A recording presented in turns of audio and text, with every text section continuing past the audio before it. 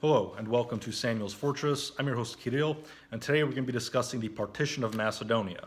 Now, in the previous episode, we discussed the Balkan Wars and how at the end of the Second Balkan War, which ended with a Bulgarian defeat, we had the signing of the Treaty of Bucharest. Now, the Treaty of Bucharest, which was signed in 1913 and concluded the Balkan Wars, what this treaty did was it divided the region of Macedonia and it partitioned it between three neighboring states, those states being Bulgaria, Serbia, and Greece. Now, in order to give you an idea of what this looks like, here is a map of Macedonia. So this entire dark shaded in area is Macedonia, and we can see here the partition. So this southern half of Macedonia, basically the southern 50% of the landmass, which we call Aegean Macedonia, this portion will go to Greece as a result of the treaty.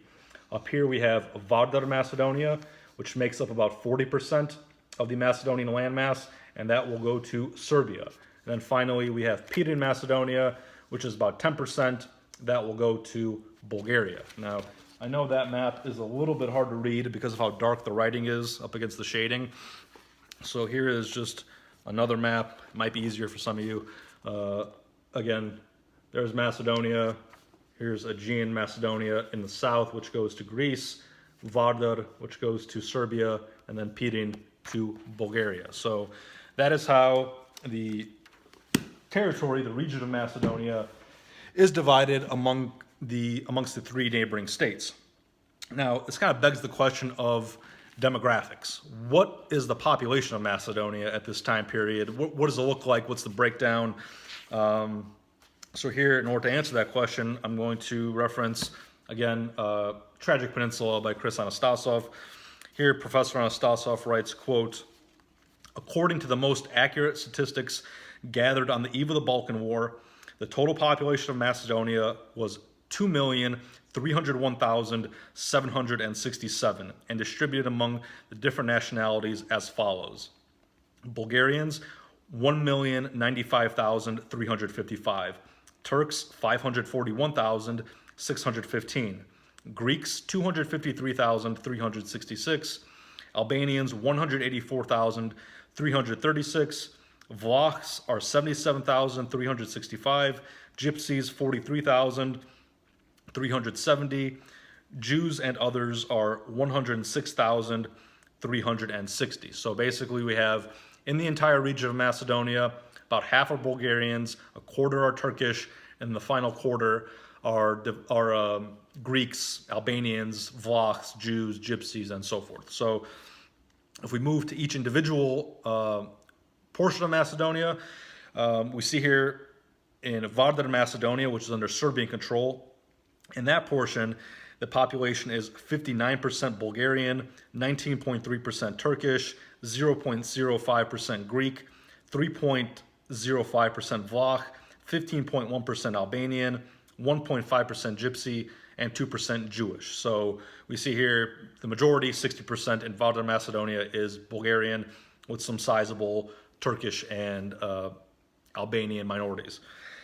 Going down to Aegean Macedonia, that is the Greek-controlled area of Macedonia, there it's a little bit more diverse. There we have Bulgarians making up 29.3%, Turks making up 29.5%, the Greeks are 24.6%, Vlachs are 3.9%, Albanians 2.1%, Gypsies 2.3%, and Jews are 8.3%. So there we have a more of an even split between Bulgarians, Turks, and Greeks.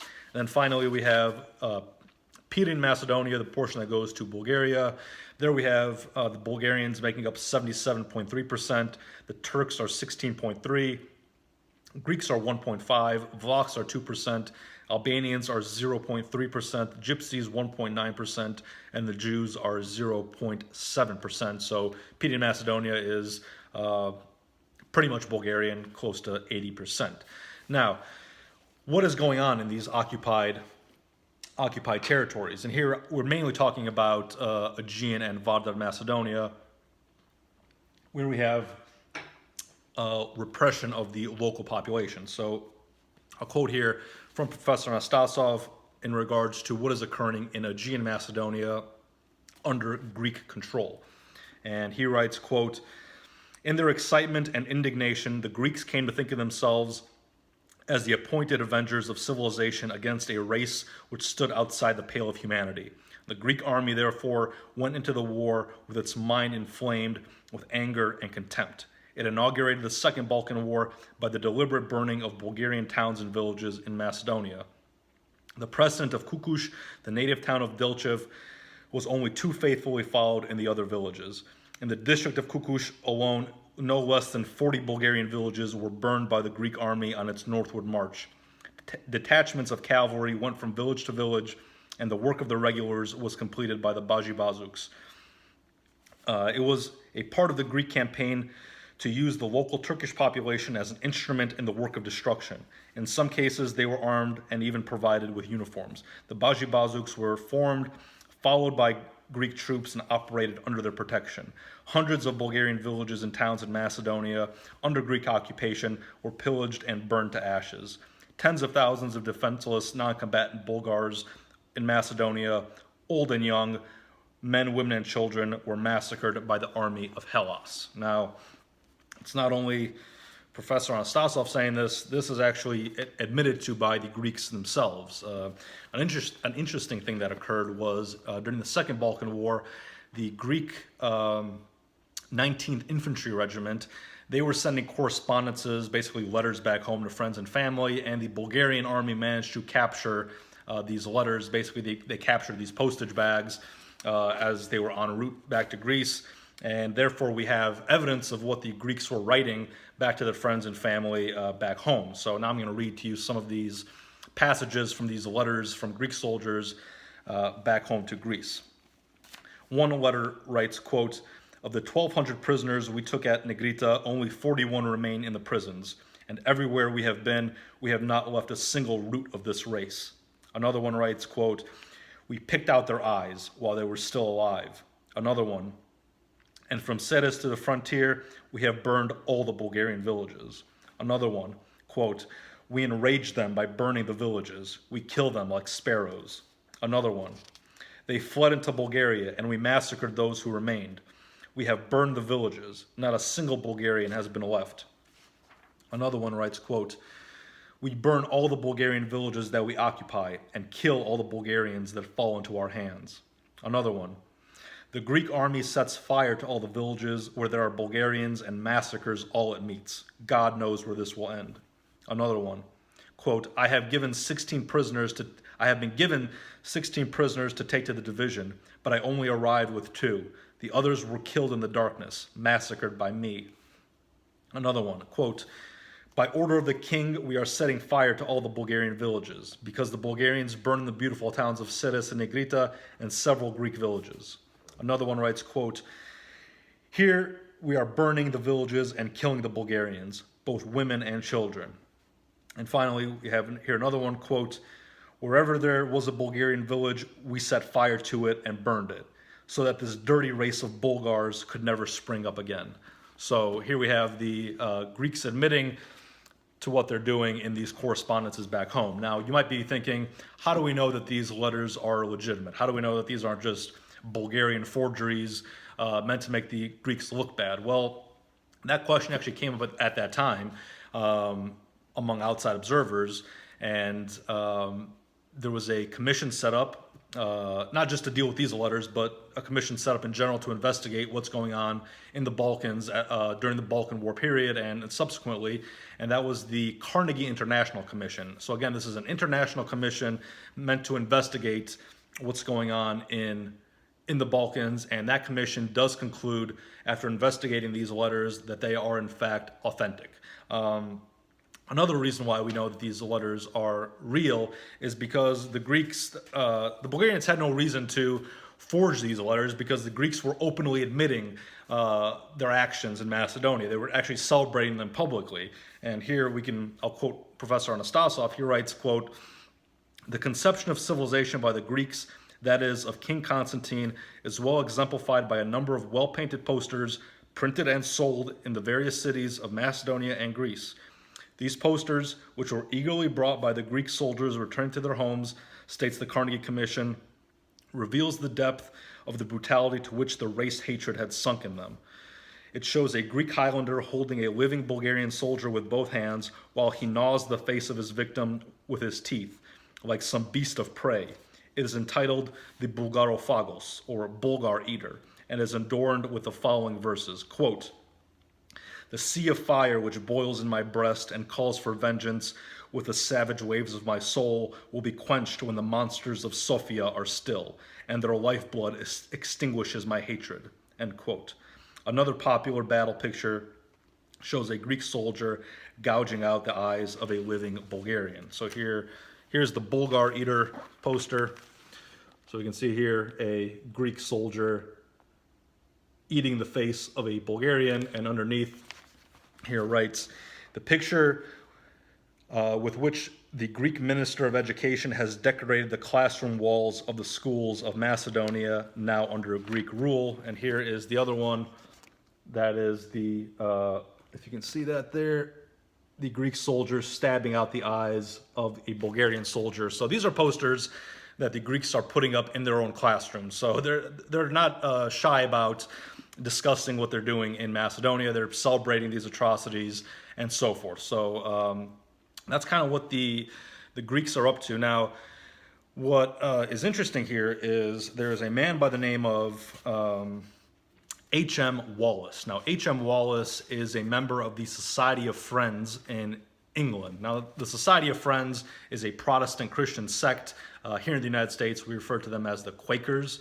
And what these Quakers are doing is they're going to Macedonia to provide humanitarian aid. Essentially, they are kind of like the Red Cross, if you will. They're there to provide aid to all the people who have been displaced as a result of the Balkan Wars. And Wallace is horrified by what he sees in Macedonia. He ends up writing an article called "The Devastation of Macedonia," in which he describes all the atrocities that are going on there. And I will quote here at some length from Wallace's work, because I think he does an excellent job of describing what is going on here from an outsider point of view. So, quoting now from Wallace, "How then shall I treat the massive evidence which encumbers my desk? How make selections from Bulgarian official publications, private memoranda placed at my disposal, notes of conversations with eyewitnesses, letters from personal friends? I cannot deal with 1% of it. The merest catalog of the villages sacked and burned, men flogged to death, women raped, and mothers ripped, wounded slaughtered in hospitals, prisoners of war tied to trees with telegraph wire and burned alive, or buried to the neck and left, would occupy scores of pages." He goes on, "What went on behind the line of Greek advance, no pen can tell. The maltreatment of Bulgarian women seems to have been a specialty of these bastards, who during their months of fighting could never, as General Ivanov assures me, be gotten to charge with a bayonet.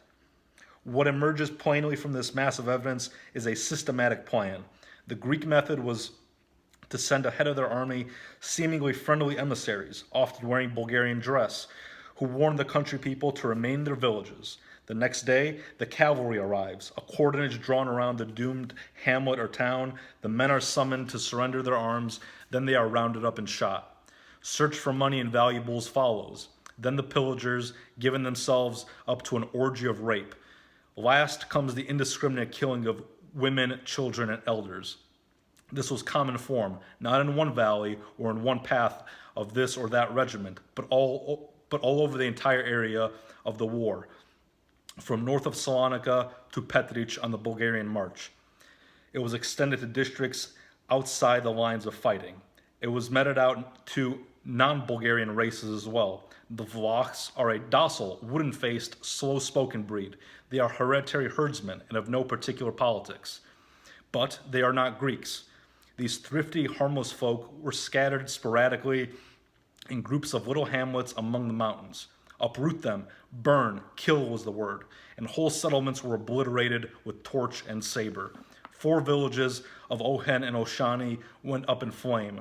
The smoke of their burning was visible for many a mile, and was testified to by the Bulgarians of the next valley. The survivors returned the next day to find their wives, children, stock, and villages lost, gone, and destroyed. Such were the methods, but what was the object? The extermination of the non-Hellenic elements of the population of New Greece.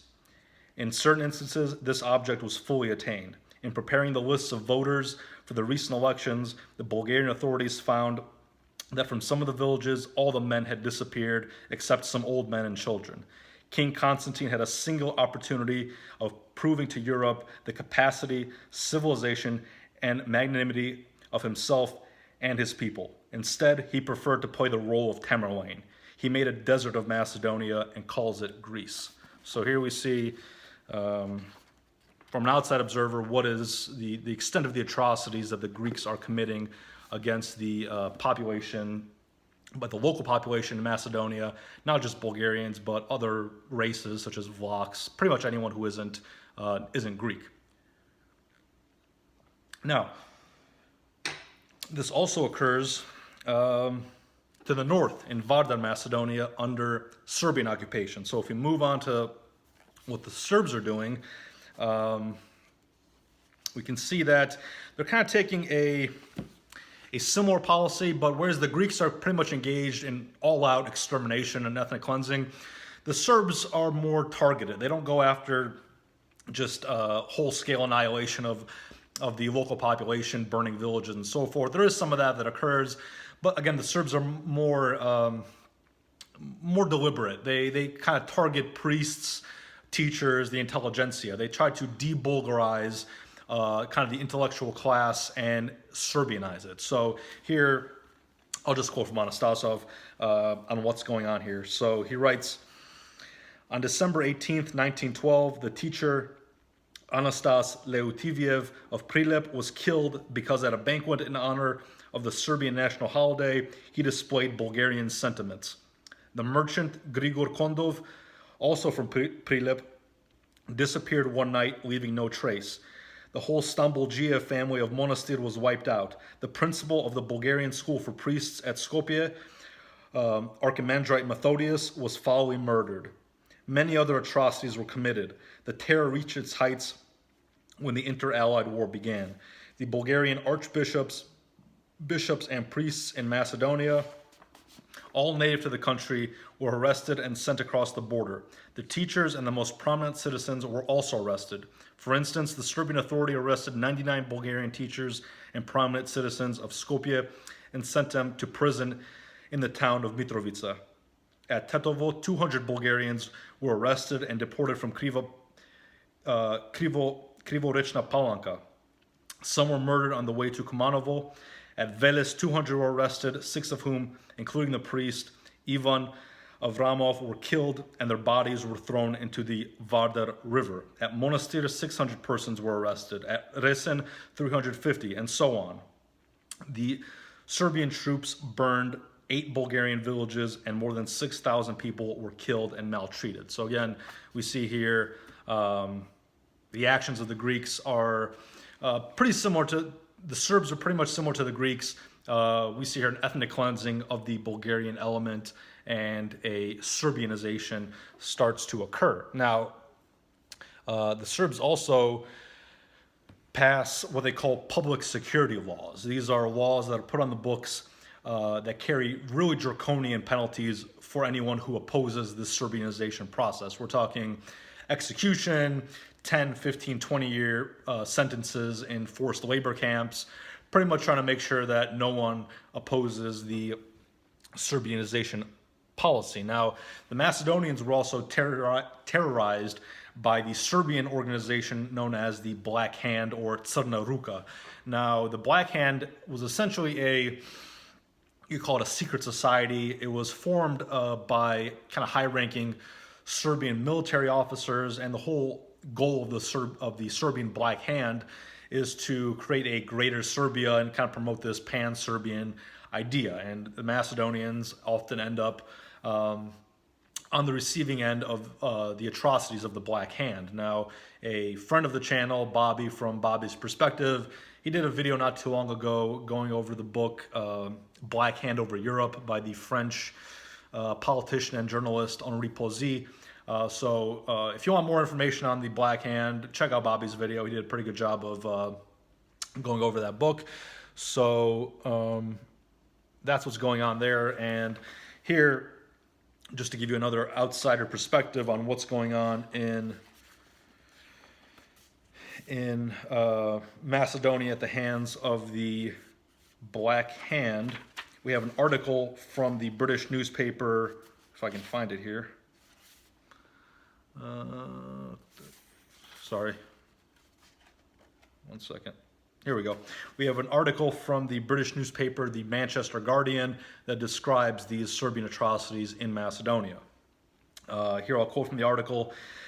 "The situation grows more and more unbearable for the Bulgarians, a perfect hell. I had an opportunity of talking with peasants from the interior. What they tell us makes one shudder.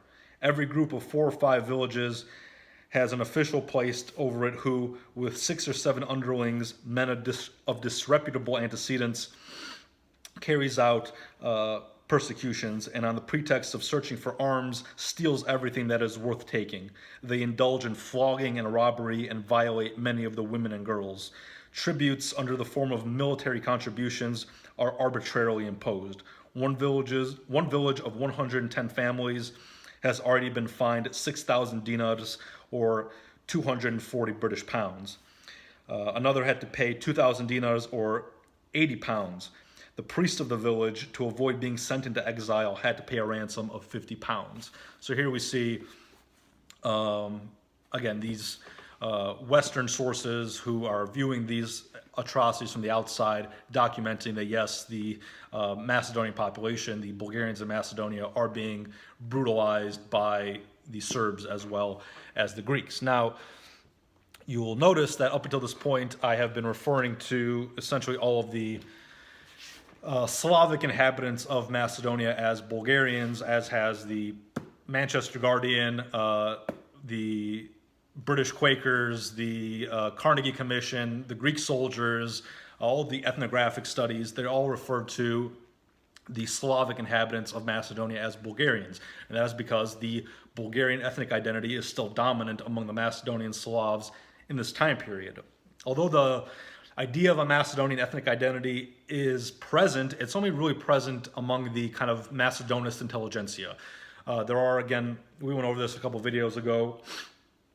We have these ideas being put forward of an ethnic Macedonian identity, but again, these are really kind of held by the intellectual class, these certain members of the intellectual class. This idea of a Macedonian ethnic identity is not widespread amongst the general population at this time. Now, this will become the identity of the Slavic inhabitants of Macedonia over the course of the next few decades. Certainly after World War II, it will be institutionalized, and we will go over how this occurs in the next few videos. But at this time, it would be improper and ahistorical to place an ethnic Macedonian identity on the Slavic inhabitants of Macedonia around the time of the Balkan Wars. At this point in time, they would be considered by themselves and by outside observers as ethnic Bulgarians.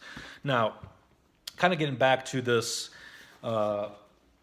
Serbianization project, before the Serbian occupation, the Serbs basically promoted the Macedonist position in Macedonia.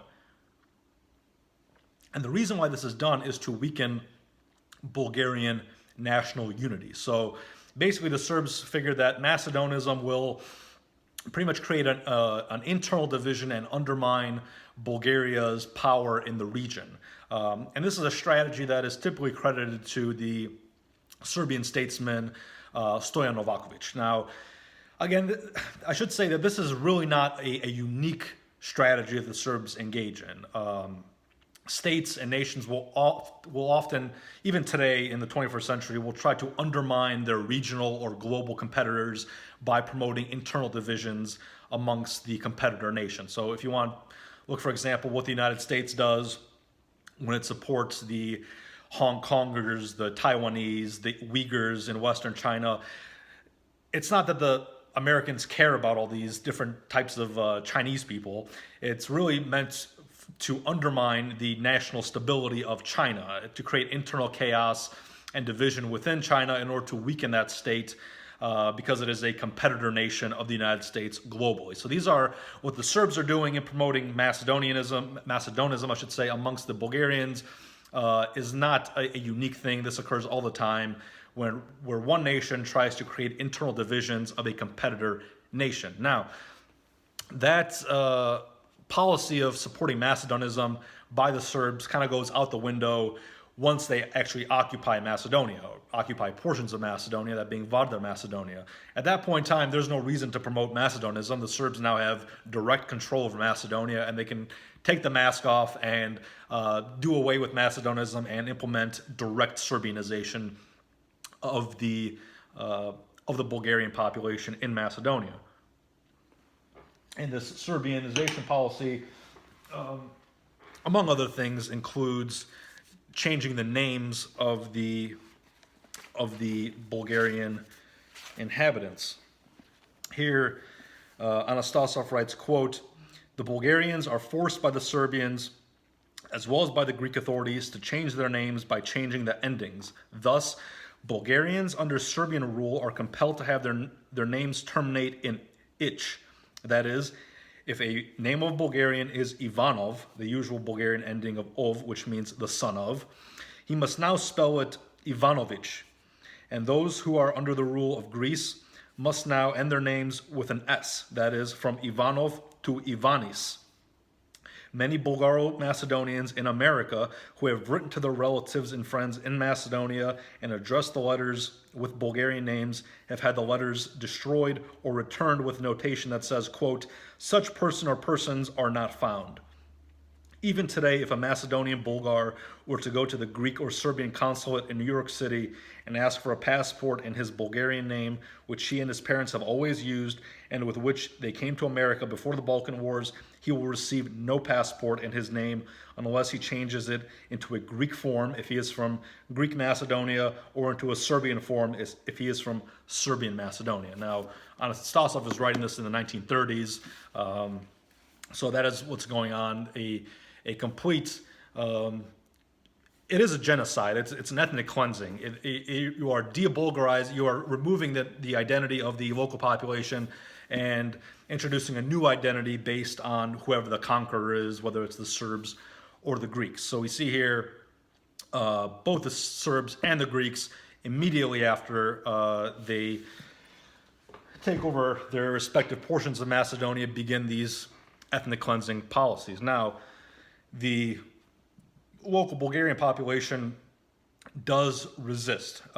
Here we see the IMRO kind of reactivate. The Internal Macedonian Revolutionary Organization kind of rises up and begins resisting occupation, and specifically in Vardar Macedonia against the Serbs. So in June of 1913, we have what is referred to as the Tikvish Uprising, and that is an uprising that occurs in the Tikvish region, kind of centered around the city of Kavadarci, and this is a kind of Ilinden-style uprising against the Serbs, as opposed to the Turks in the Ilinden Uprising, and it's kind of reminiscent of the setting up of the Khrushchev Republic. So what occurs here is IMRO rises up, takes control of the city of Kavadarci, and sets up a provisional government. Now, like the provisional government in the Khrushchev Republic, it doesn't last very long. After about a week or so, the Serbs move in, push out the IMRO fighters, recapture the city, and begin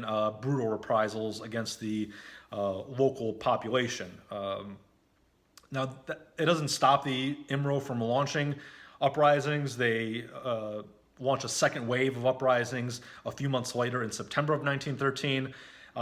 In September, there are kind of a wave of uprisings throughout Western Macedonia, led by the IMRO and supported by the Albanians who live in those regions. So basically, we see the IMRO during the month of September pushing Serbian forces out of cities like Ohrid, Struga, Debar, and so on. Now, eventually, this too will not be successful, and Serbian forces, with the help of the Black Hand and also with the help of Greek troops, who are allied with the Serbs, will move in and take back the cities, and again, you will see brutal reprisals against the local population. So here, ultimately, the IMRO forces are defeated, and the partition of Macedonia is formalized. So that is pretty much the kind of post-Balkan War partition of Macedonia. Before we end the video, however, a friend of the channel. Some of you might be aware of him, Dragomir Bogdanov. He has published some books recently, and he asked me to let you guys know that he has published these books, and I'm happy to oblige. So he has here a book on the Internal Macedonian Revolutionary Organization. We have one on the Macedonian Patriotic Organization. We have one going through the various chapters of the MPO. We have another one here about various Macedonian student and youth organizations. So what these books are, I'll show you here the inside of one of them. These are essentially a collection of documents and pictures regarding each topic here. So if you look at the one about the IMRO, we can see here, for example, we have, various pictures of IMRO fighters and chetas. We have pictures of IMRO leaders like Ivan Mikhailov and Todor Alexandrov. We have, excerpts from IMRO newspapers, publications. There's, internal correspondences, various flags of the organization, letters between different members. Same thing with, the MPO here, the Macedonian Patriotic Organization. We have various letters, pictures, articles, and so forth. So Drago did a good job here of kind of compiling different primary sources, original sources regarding each of those organizations. And if you're interested, please check these out. All you have to do is go to Amazon and just type in Dragomir Bogdanov into the search, and these books will pop up. They're not texts; they're, like I said, collections of photos and articles. So check those out if you're interested, and stay tuned. We'll be back with the next video in which we will discuss the First World War. So until then, thank you very much for watching, and I will see you next time.